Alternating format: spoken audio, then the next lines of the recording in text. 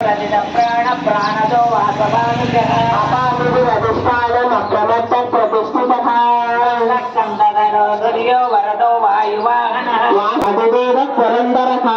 लोकतारणस्तार सूरक्षौरि जनेश्वरः अनुकूल सतावर्तत्पद्मे पद्मवृत्तात्मा महाक्षो गरुडध्वजः समयेन अविर्वरिः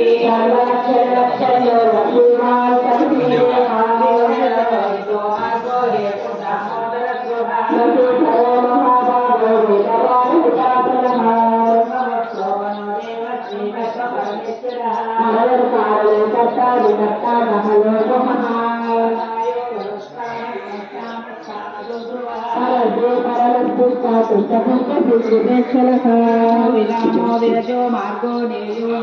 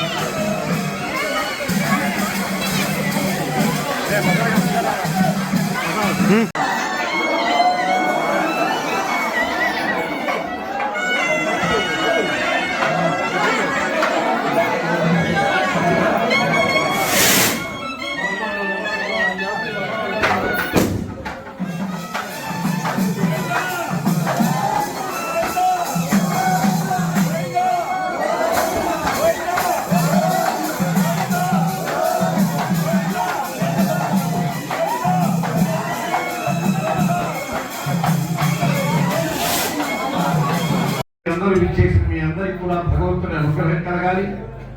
ఈ రోజు వైకుంఠే వికుంఠస్య అపత్యం పుమాన్ వైకుంఠః వికుంఠారోగ మహాపుణ్యశ్రీ గర్భవాసంలో జన్మించిన వాడు కలుగు వైకుంఠుడు ఆయన.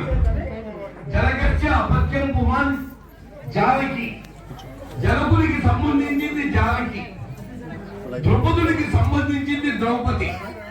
అలాగే వికుంఠ అనే ఒక మహాపుణ్యస్త్రీ యొక్క దాన్ని బ్రహ్మవాస్తు అంటారు. ఇంటికి 4 వైపులా వాకిళ్లు ఉంటే బ్రహ్మవాస్తు. దానికి ఇంకేమి వాస్తు చూడాల్సిన పని, ఏ దోషాలు వర్తించవు. అటువంటి బ్రహ్మవాస్తు, బ్రహ్మ నిర్మితమైనటువంటి ఆ వైకుంఠంలో ఉత్తరం వైపు నుంచి స్వామిని దర్శనం చేసుకుంటారు.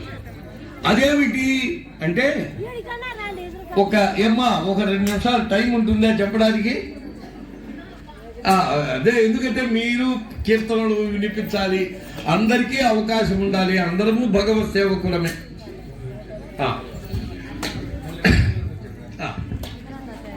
వైకుంఠ ఏకాదశి ఏమిటో 2 మాటలు చెప్తారంటే పుస్తకం కొనుక్కొచ్చి చదువుకొని చూడొచ్చు.